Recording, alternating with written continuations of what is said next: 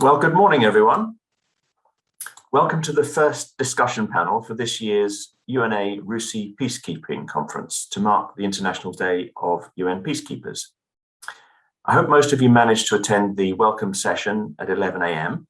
and therefore have an overview of the day ahead. I intend not to repeat what was said there. Instead, I would like to introduce myself and to recap on the topic at hand for this session. I will very quickly cover some admin points and then introduce and hand over to our speakers. So my name is Simon Rynn. I am RUSI's Senior Research Fellow for International Security Studies covering Africa. And I'm happy today to be working in collaboration, not only with our speakers, but with RUSI's military science team, who are leading on the organization of this conference. Our panel for the next hour or so, panel 1, is the first of the day, the first substantive panel. It acts as a scene setter, and so we will be outlining and exploring the challenges of contemporary peacekeeping. The question we have been asked collectively is, how effectively does the UN address the challenges of peacekeeping? Now, to address this question, we have 3 esteemed panelists with us today. I'm very grateful to all of them for setting aside some time. Collectively, they offer a lot of practical, but also academic and research experience on peace support operations and peacekeeping. But let's not forget, we also have lots of interested and inquisitive and informed participants. And so you will also be able to help us probe these issues with your contributions and questions. In order to provide a bit of context for the session, however, I just want to remark that our conference today comes in the wake of the Seoul Peacekeeping Ministerial in December 2021. That is a useful reference point because, like many of the high-level meetings that preceded it, it explored challenges faced by peacekeeping and it sought to find ways to improve operations. The issues on the table in Seoul, which I hope we'll pick up today to some degree, were medical support, new technologies, women's inclusion in peacekeeping, and carbon footprint reduction. So we may want to discuss what is being done or what can be done to action some of the commitments made around those topics. But of course, it goes without saying there are a long list of other and prior challenges facing peacekeepers today. On that point, let me reference the conference that we held last year prior to the ministerial in Seoul. The 3 issues we focused on last year in our UNA RUSI conference were, firstly, the need to improve the relationship between peacekeeping and peace building, the so-called transitions question, how to move on to reconstruction and development when missions leave. Secondly, investing in people-centered peace operations, which of course could mean several things, but not least it refers to issues around civilian protection and civilian interaction. Thirdly, how to expand the contribution to peace operations of the UK and other middle powers. And as Lord Ahmed indicated, that is work in progress and certainly not finished. Now, a few administrative points for our session before I introduce and hand over to the speakers. Firstly, there are 3 panelists. They will speak for approximately 10 minutes each, and that gives us plenty of time for questions. For the participants, please note that we do welcome your comments and questions, and you should post these in the Conference Plus app. I will then direct those in the most efficient way I can to whichever panelist might be best placed to answer them. It would be useful if your question is really best addressed to one or other panelists for you to indicate that, but of course, general points are also welcome. Please note, I may be selective due to time. The session has a hard stop at 12:20, when we will all be put into a waiting room for 10 minutes prior to panel 2, which is the session with the Folk Bernadotte Academy. I will hopefully be watching the clock successfully and be able to flag that before it happens, but if not, we will all automatically move into that waiting room. Okay, I will move on now to introduce the panelists. So firstly, we have Joanne Adamson. Joanne will cover for us the outcomes of Seoul, framed, I hope, in terms of the UN's Action for Peacekeeping priorities, A4P or A4P Plus as it's sometimes known. For background, Joanne is a former UK ambassador with experience in the Sahel, but most recently, and very topical for us, she was the Deputy SRSG Political for MINUSMA in Mali. Years before, though, she did serve with UNMIK and UNRWA. I hope Jo will draw on her leadership experience with MINUSMA, but primarily offer a field experience on the challenges I've been listing and on the A4P agenda. Secondly, we have Professor Cedric de Coning. Many of you may know Cedric. He's a leading researcher in the field. He's currently with NUPI, the Norwegian Institute for International Affairs. He coordinates their effectiveness of peace operations network and several other projects. He has other affiliations, including with Accord. Third, we have Dr. Anjali Dayal. And Dr. Dayal is an assistant professor of international politics in the political science department at Fordham University in New York. She studies the relationship between international organizations, peace processes, human rights, and security. She also recently did a stint with the Institute for Women, Peace and Security at Georgetown's University School of Foreign Service. And Dr. Dayal, we've asked you to focus, to some extent at least, on the political context surrounding peacekeeping at the UN Security Council. So with those introductions, I hope we can go first to Joanne, and then we'll move second to Professor Koenig and Dr. Dayal. You have 10 minutes each, and to help us with the timing at minute 9 or so, I will raise a red flag. It should be an amber, a yellow card, but I'll give you 1 minute's warning. Joanne, the floor is yours. Please go ahead. Thank you, Simon. Can I check you can hear me okay? Yes, loud and clear. Okay, so when I left my post as Deputy Special Representative in MINUSMA after 3 years last November, I reflected a lot on our successes and shortcomings. And I'm glad to have the opportunity today to share the UN's approach to address the challenges of peacekeeping and my insights from the field.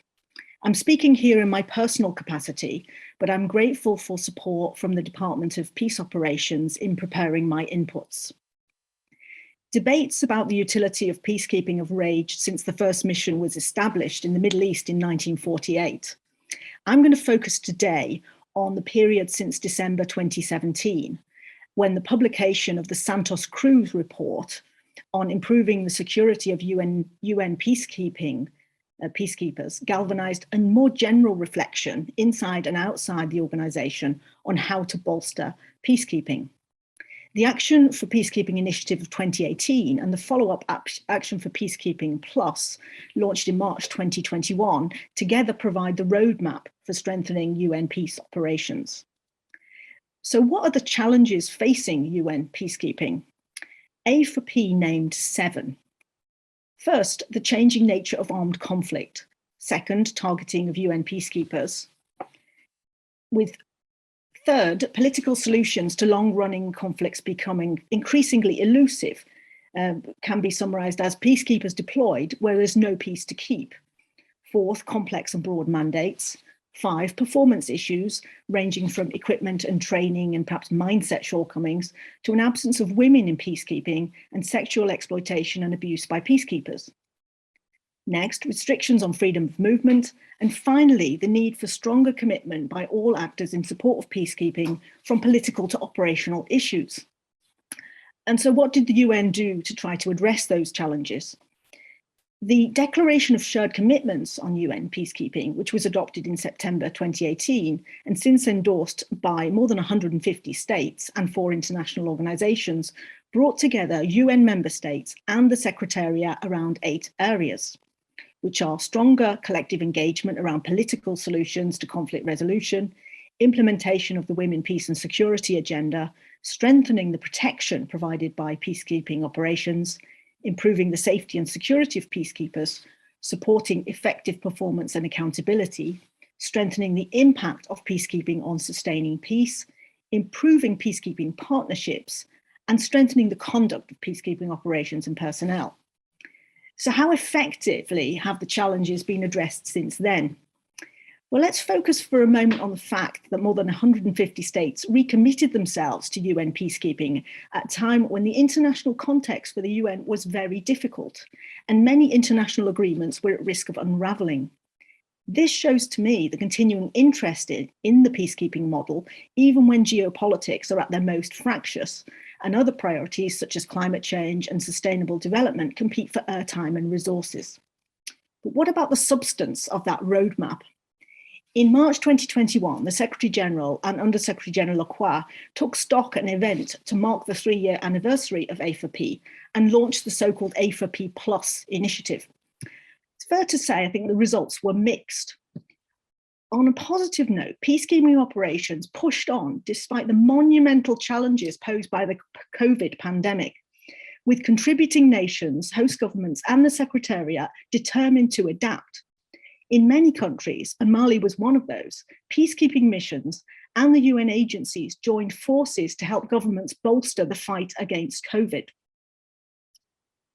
On a more pessimistic note, while there'd been a decline in the number of peacekeeper fatalities due to malicious acts since 2017, and counter-IED efforts had undoubtedly saved lives, spikes in violence and continued terrorist threats left no room for complacency.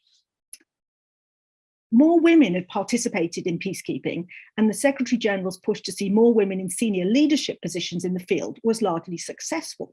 But the women's peace and security agenda was still handled in silos, and women's participation in political processes remained limited. And I can attest to that myself from my time in Mali. Performance and accountability was boosted by the introduction of the Peacekeeping Performance and Accountability Framework. Military skill validations and in-mission evaluations allowed contingents to identify and address underperformance. Peacekeeping partnerships were bolstered from cooperation in support of peace processes between the UN and regional institutions to joint pledges by member states to operations, for example, to provide airlift capacity. While the drawdown of some peacekeeping missions was made possible due to political process, for example, in Côte d'Ivoire and Liberia, significant challenges remained in countries hosting some of the biggest peacekeeping missions, DRC, Mali, and Central African Republic. Increased investment in protection of civilians' efforts by UN peacekeepers and better situational awareness tools resulted in countless lives being saved in CAR, Mali, and DRC, but could not prevent ethnic violence and terrorist acts. Human rights violations and a culture of impunity continue to impact the most vulnerable and to hold back peace efforts. So this stocktake of success and shortcomings led the UN to introduce A4P Plus, which refined priorities for the 2 years ahead around 7 goals. Collective coherence behind a political strategy, strategic and operational integration, capabilities and mindsets, accountability to peacekeepers, accountability of peacekeepers, strategic communications, and cooperation with host countries. The Women, Peace and Security agenda and data-driven and technology-enabled peacekeeping were to be integrated across the 7 priorities. The most recent stocktake in December, which Lord Ahmed mentioned, at the UN Peacekeeping Seoul Ministerial meeting saw 62 countries making new pledges to help enhance the performance of UN peacekeeping, with a particular focus on technology and medical capabilities. So that, if you like, is a snapshot in very few minutes of 4 years of looking at how to address challenges. But I'd like to pivot now to provide a more personal view of how UN efforts to address challenges felt from the field perspective in Mali. My 3 years in MINUSMA coincided with the most serious impact of the COVID pandemic, contested elections, a coup d'etat, and the subsequent removal by the military of the post-coup political leadership, a spike in attacks on peacekeepers by Al-Qaeda-linked groups, and an increase in inter-ethnic violence in central Mali. There was a constant drumbeat of media criticism that the UN mission was failing in its most basic duty to protect, and a lack of understanding about the responsibilities of the Malian authorities.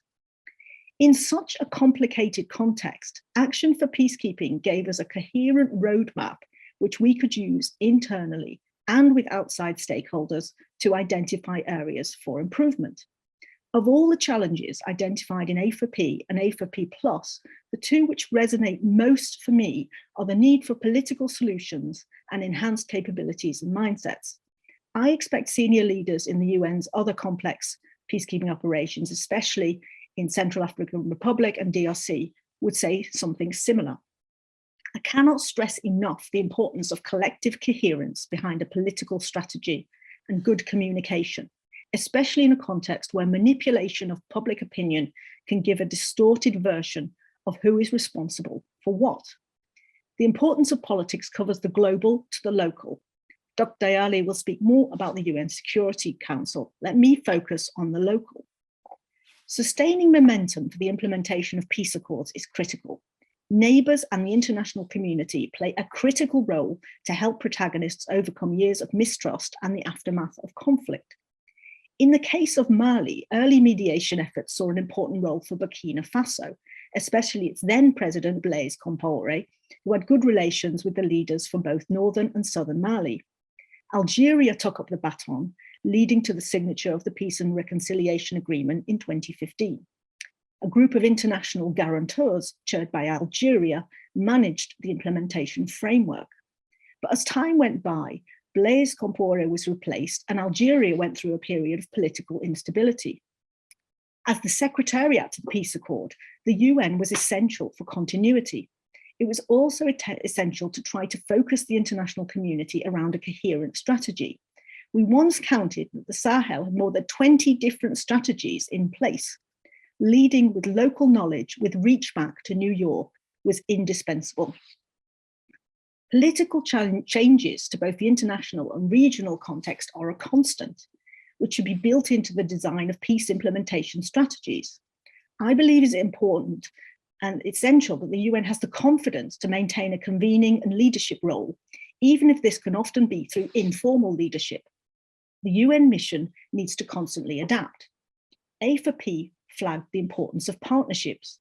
The UN, African Union, and ECOWAS or other regional organization format can work superbly because it builds in diversity, credibility, and legitimacy. I saw this for myself when we worked to ensure the release from house arrest of some senior Malian politicians detained after the second coup. This way of working aligns well with the A4P priority to ensure coherence around a political strategy. And nimble communication, where the UN needs to ensure that ordinary people get access to good information about the UN's role and the role of others. I think one very good use of UN resources is taking national leaders to hard to reach places and together hearing directly from the population. Working in such a format with regional organizations is also a protective mechanism to reduce exposure for the UN, as acting solo can be a quick route to being declared persona non grata. Let me focus now on the field level and the importance of capabilities and mindsets. To me, no UN endeavor is more important than saving human lives. In a country like Mali, it is a huge challenge to be where you need to be to anticipate and deter threats. In 2019 and 2020, central Mali saw an escalation in human rights violations, including a series of massacres of civilians. A lack of airlift capacity in an area the UN had only recently deployed to was a major inhibitor to our protection of civilians mandate. The caution of some troop contributors to shift resources from one area to another was a source of frustration. A lack of intelligence and situational awareness were a constant challenge, as was impunity for human rights violations, which took away the power of judicial deterrence. I'm glad to see the focus in a later panel on situational awareness in particular. When it comes to capabilities and mindsets, I think A4P has really galvanized work to assess performance at both the contingent and mission level, whether this is by skills validations or in mission evaluations or data analysis. I certainly felt an uptick in performance evaluation efforts in the military and police components, despite the constraints of COVID. The introduction of the Integrated Performance Assessment Framework is a welcome aid to whole of mission planning and corrective action. I think the comprehensive performance assessment system, which gives clear dashboards to mission personnel and allows missions to fully integrate context analysis into their political strategy development, must be exploited even more over the next 2 years. The introduction of a streamlined version of CPAS will be essential. 10 minutes is such a short time to cover such a topic. I think the essential question for every UN leader is, are we making a positive difference in the lives of those we serve? We need a roadmap which takes us beyond sound bites and the narrative text of reports to the UN Security Council and really drives us to actions. We need practical tools to measure performance. A for P and A for P plus give us the basics, but it's important we also listen with an open mind to those who study and comment on UN performance. I'll be happy in a moment to cede to just such voices. But in closing, I must pay tribute to all of those who serve in peacekeeping. I saw this on a daily basis in Mali. The bravery and commitment of the UN people on the ground and the Malians who were working with us was a source of inspiration to me. Thank you. Well, Joanne, thank you so much. You did very well in bringing the high-level ministerial issues down to the ground, creating a link between them. And I very much appreciated finishing on the human factors. We do have some questions coming in already, one of which is directed to you, but I will park those and we will move on to the next presentation. So, Professor Koenig, are you ready to speak? Yes, I am. Thank you so much, Simon. You have the floor. Thank you, Joanne. I think what I have to say will probably build very nicely on your experiences and your insights that you shared with us. As Simon mentioned earlier, I coordinate something called the Effectiveness of Peace Operations Network, which is a network of over 40 researchers and research institutions working on peacekeeping across the world, and we serve as the Secretariat at NUPI.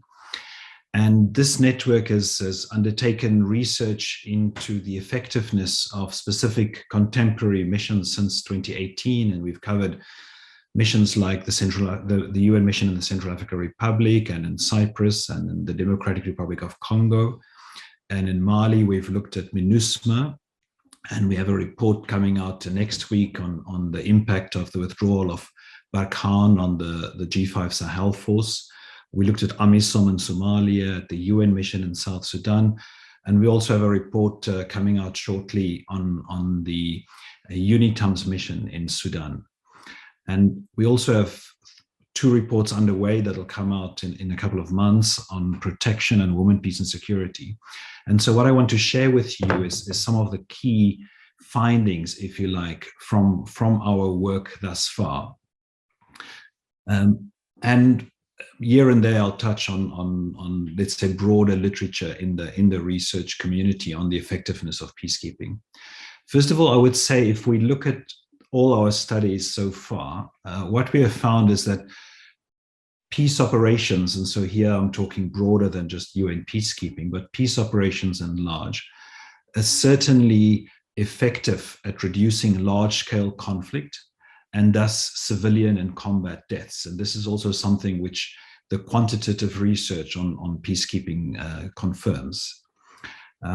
We've also found in the broader peacekeeping literature that where there's a peacekeeping operation present, agreements that are reached last longer, and there's less spillover of conflicts, which means that neighborhoods where there's peacekeeping operations deployed to help manage peace processes become more peaceful. At the same time, we have found that, and here I'm talking more specifically now about UN peacekeeping operations that have a protection of civilians mandate, we found that these missions are not able to protect individuals at the scale that is generally expected. So of course, as I just said, there is a reduction of civilian and combat deaths where peacekeeping operations are present. So that is obviously, that is protection of civilians, and that contributes to protection of civilians.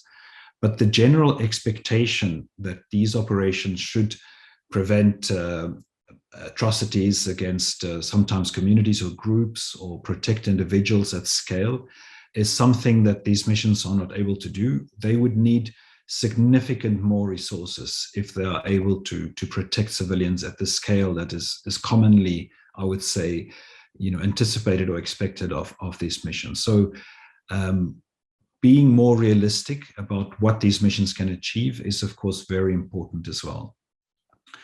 And then I want to say a few words about stabilization. As you know, the UN missions in Central African Republic, Mali, and the Democratic Republic of Congo are known as stabilization missions, although the UN have not yet developed a specific doctrine or conceptual approach to stabilization that's different from its approach to peacekeeping operations more generally.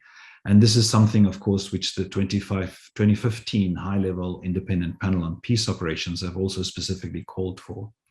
But what we find in these operations, and Joanne reflected that as well in her notes that she shared from her experience in Mali, is that in these operations or situations, we lack a clear political project. There's no peace agreement, or at least a widespread peace agreement that has brought an end to conflict amongst the major parties that the peacekeeping operation is trying to implement.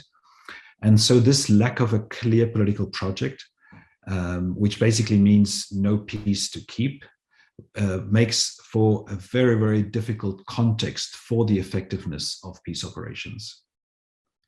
Linked to that, there's a kind of a built-in contradiction, because the more we are effective at stabilizing a situation, the less incentive there is for the political elites in that country to make the kind of political compromises that are needed to find a solution to the underlying causes of the conflict. I think this is partly what contributes to the fact that we end up getting stuck in a kind of no war, no peace, low-level conflict situation, where the mission is deployed without a clear political project, without the local politicians being incentivized to find a more lasting solution, but at the same time creating or generating a sense of failure in the sense of not being able to prevent the ongoing low-level conflict that takes place, atrocities that take place, and so on. So I think these stabilization missions really cause a dilemma for UN peacekeeping operations. The underlying conditions that need to be addressed, long and medium and shorter term effects of climate change, poverty, underdevelopment, weak governance, the tension between the center and periphery, which is both a cultural, ethnic, religious tensions as well, which is precisely where the compromises are needed between the political elites that I spoke to earlier.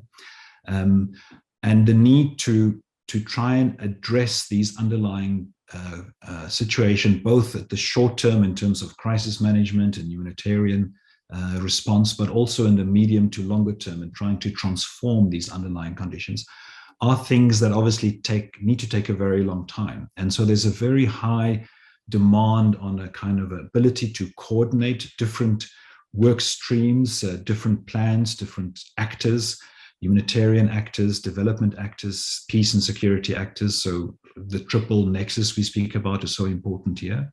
And also a need to coordinate amongst a broad range of partners. In Mali, for instance, where Joanne served, you have several different actors from Europe, from Africa, the United Nations, that need to be coordinated. And this leads me to say a few words about transitions and partnerships. When it comes to transitions, meaning the end of a peacekeeping operation and handing over responsibility to the host state or to other parts of the international system, it's, I think, important to note that we see that there's been no new peacekeeping operations deployed since 2014. And it seems the Security Council are preferring to deploy more smaller political civilian missions. And these are also the most common missions at the moment when it comes to transition, so that peacekeeping operations like the mission in Darfur, handing over to a special political mission like UNITAMS in Sudan, and similar transitions underway in the Congo and in Mali and elsewhere. And this is because these smaller missions are, of course, first of all, lower in cost, which is a major issue, especially also now in the post-COVID-19 era. But importantly, they are perceived to be less intrusive on sovereignty. So the host state also prefer to have these smaller missions, not large-scale foreign militaries on their soil.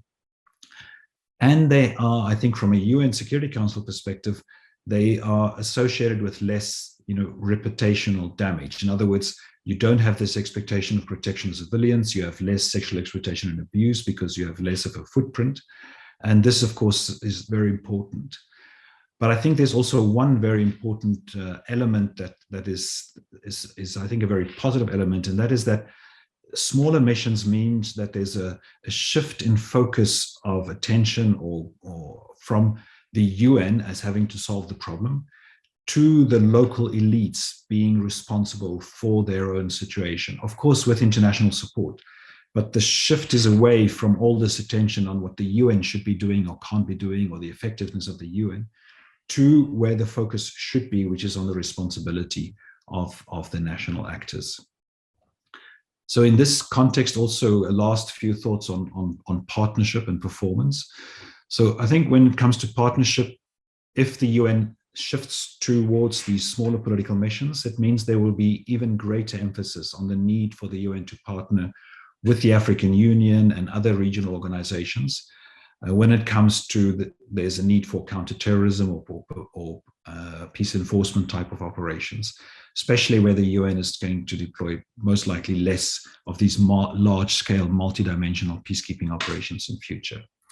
But that also means that the UN and the Security Council need to accept that they need to partner with others. They can't control those missions. They need to relate to those missions in a way of working alongside and with them, taking into account their strengths and comparative advantage. And the last thing I want to say, I think very much echoes Joanne's experience as well, that what we found is perhaps the most important factor in the effectiveness of a mission or not is the degree to which there's a clear international coherent support for what that mission should be achieving or not. When the Security Council and other key stakeholders are in agreement about what a mission should be achieving over the next 12 to 24 months, the mission is so much more likely to be effective in carrying out that mission, as opposed to when the Security Council is divided, or when there's a lack of agreement, amongst key stakeholders, neighbors in the region, and so on, or competing approaches to the peace process. So I think this is quite interesting because it means that one of the most important things that could influence the success or effectiveness of an operation is not in the control of the operation itself. The responsibility lies more at the diplomatic level and the UN Security Council and so on. And so when we evaluate or do strategic reviews of these operations, we tend to look at the operation somehow in isolation, in its own context, without taking into account this larger political context.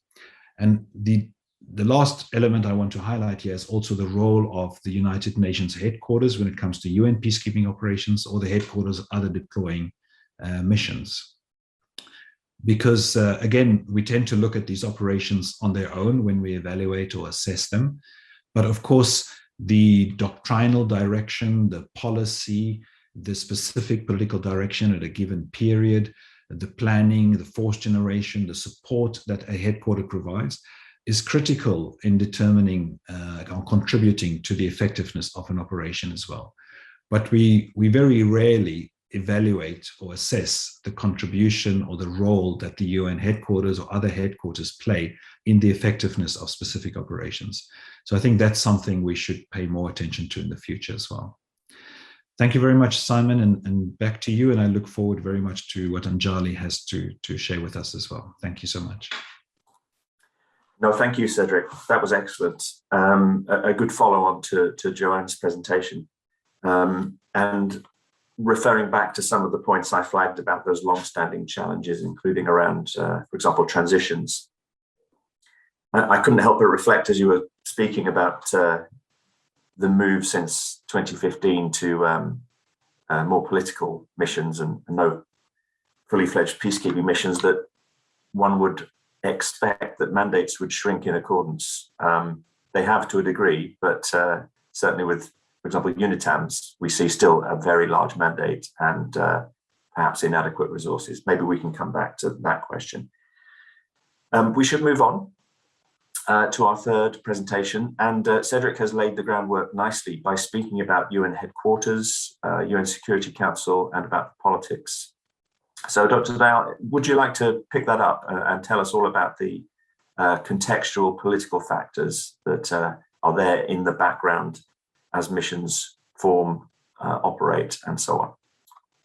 Yes, absolutely. So I'm going to pick up on many of the points that Joanne and Cedric made already this morning, and thinking about the sort of larger political context at the UN Security Council for considering the sort of challenges of peacekeeping ahead. And I think, as we heard this morning, this is a particularly critical time to be talking about how effectively the UN addresses the challenges of peacekeeping, because our conversation today is happening in a renewed era of division between the permanent 5 members of the UN Security Council. And given Russia's invasion of Ukraine, widespread conversation, both inside and outside the UN, about how the UN Security Council and the UN are ineffective, how they can't do anything, how gridlock is likely to be the future order of the day. And in this moment, I think it's really particularly important to step back and think about how the political context shapes peace operations, because every mission we see in the world reflects a political agreement between these 5 permanent members. The content of every mandate reflects a political agreement that these 5 very unlike-minded member states have decided to put out into the world. So I'm going to talk a little bit about what we know about peacekeeping effectiveness and where the looming challenges are, and how that relates to the shifting political context of the Security Council, and what that might tell us about what the future of UN peace operations holds in the condition of this sort of large rift, right? And, as Cedric said this morning, we're a few generations into accumulating scholarly knowledge about peacekeeping effectiveness now. The first generation of scholarship told us that peacekeeping was, in the aggregate, a really effective tool, a really highly effective tool at upholding peace agreements, and that it reduces the likelihood that a place will slide back into war. Now, today, we've got this flourishing body of scholarship that evaluates the many specific tasks that peacekeepers are good at or less good at, because peacekeepers today, as we just heard, are charged with doing so many things and are better at some of them than at others. Last year, we had this big study by scholars, Lise Morche-Howard, Paige Fortna, and Barbara Walter, where they surveyed 150 scholarly studies of peace operations that considered the different tasks peacekeepers undertake. These were studies that were conducted by different teams using different data, using different approaches, different missions, some in the aggregate, some looking at specific cases. And they found that overwhelmingly, across multiple different measures, multiple different methodologies, peacekeepers seem to contribute to peace and protection. And we know, as Cedric noted, that peace operations are remarkably effective at keeping a peace once it's struck, when it's wanted by parties on the ground, which is no small thing. The more peacekeepers are on the ground with a civilian protection mandate, the fewer civilians on the ground are killed. It's an inverse relationship that way. Peacekeepers seem to reduce the number of soldiers killed during civil wars. The accumulated work of both scholars and practitioners tells us that the peace tends to have a better quality. For instance, when the mission includes specific DDR provisions, that peacekeepers are good at preventing conflict from spreading across borders, and that peacekeepers are particularly good at protecting civilians from rebel groups, but less good at protecting civilians from the government, which is incredibly consequential. We also know, as we just heard, that it's been 8 years since the Security Council authorized a new peace operation, a large multidimensional peace operation, and that a significant number of the complex civil wars in the world today have no meaningful UN peace process with the promise of peacekeepers attached to them, or vice versa. Now, because each operation we see in the world reflects a high-level political agreement at the Security Council, because each operation we don't see also reflects their political choices, we need to think about what these particular measures of success in the world that we see from peace operations might look like in the future if we see increasing divisions between these permanent 5 members. Because peacekeeping is a really highly effective tool, but it's one that's decreasingly deployed, decreasingly tied to a peace process, even if it's more tightly embedded in a sort of local political process. And it's increasingly in peril because it relies on the unity among the permanent 5 to go out into the world. And I think if we follow past patterns of politics at the Security Council, we can sort of roughly imagine 4 potential future worlds for UN peacekeeping. The first is one where the P5 can continue to do the work that it's been doing so far, where the political fracture at the Security Council can be isolated and the work of sort of authorizing and reauthorizing missions can continue. Now, there's some early evidence that maybe the P5 can sequester its divisions over Ukraine and continue other work. Just this week, for instance, they agreed to condemn the Taliban. In the past 3 months, they've undertaken the reauthorization of other missions. This world of being able to continue these sort of like daily work really depends on the political choices that these permanent 5 members make. It also really depends on them choosing to privilege agreement and unity on some questions over allowing disagreement to derail all the work of maintaining international peace and security. Now, this is probably also a world where the mandates that we see look very much the same in the future as they do today, because continuing to do this work probably relies on not making a lot of radical departures from agreed upon language.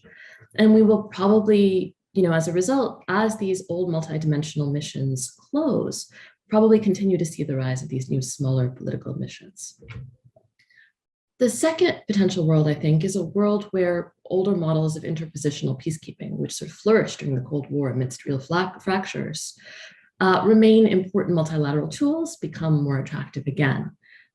There is, from the Effectiveness of Peace Operations Network, a fabulous new report on Cyprus and the mission there that I hope you'll all check out. And one of the sort of points that the report makes is that these missions can be attractive even to permanent 5 members who disagree about the form that conflict resolution should take in civil wars within countries, and can involve long-term diplomatic processes as well that to some extent kick a political problem down the road, certainly, but allow the Security Council to produce a solution to a political problem in the world.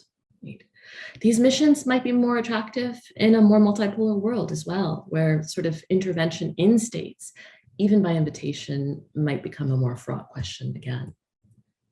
I think the third world that we might see is one where the turn away from true peace operations and towards counterterrorism and stabilization missions accelerates, right?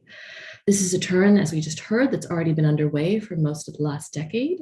It could pick up steam because it represents an easy consensus point between permanent 5 members who might disagree on the sort of reflexively liberal nature of large multidimensional mandates, but who agree in the abstract on countering terrorism in all forms and on stabilizing states, right?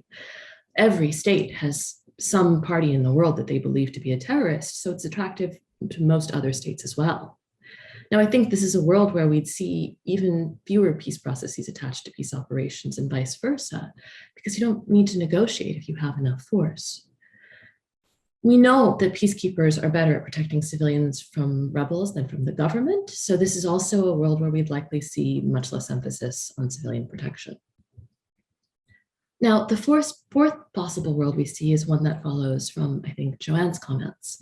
And it's one that follows from the sort of 45 shared commitments that member states made in 2018 surrounding action for peacekeeping.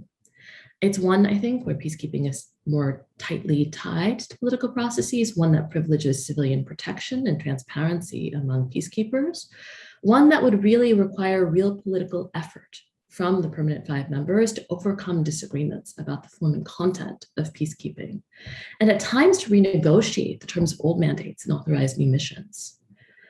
And I think which of these worlds we end up in, or end up more closely sort of bound to, depends fundamentally on the political choices that the P5 make, both as individual member states and collectively, which is a challenge. You can't sort of necessarily individually sort of engage in diplomatic processes out of the sort of fracture that we see in the world. And I think, although none of us can really know where we'll end up at this moment of real political flux, the Security Council, political flux like we haven't seen in 20 years, I think we do know that the fate of populations in conflict zones worldwide sort of rests on the political choices that the P5 can make at the Security Council. So I'll leave it there for the time being.